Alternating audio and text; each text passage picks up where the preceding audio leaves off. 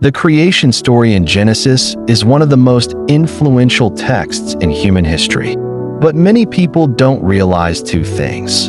First, Genesis contains more than one creation account, and second, it was written into a world with very different ancient ideas about the universe.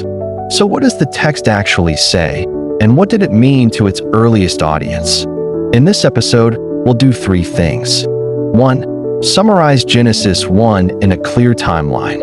2. Compare it to Genesis 2 and explain why they feel different. And 3.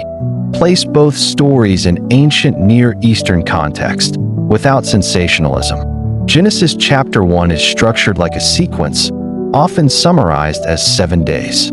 Day 1, light and darkness. Day 2, the waters are separated.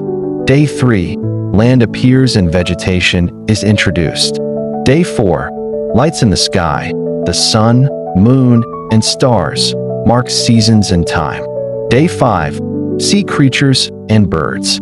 Day 6, land animals, and finally humans, made in the image of God.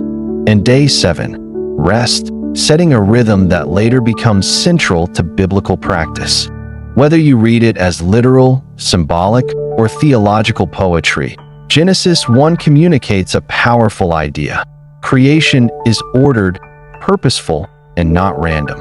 Humans are given a role, often described as stewardship or responsibility. And unlike many ancient stories, the focus is not on gods fighting each other.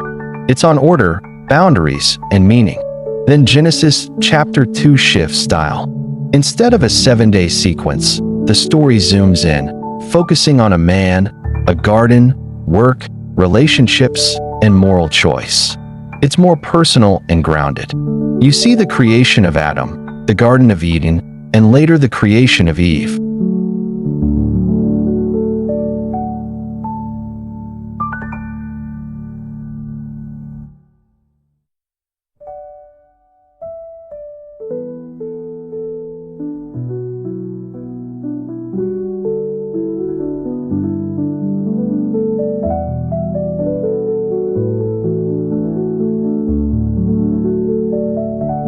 Others read them as two distinct traditions placed side by side to teach complementary themes.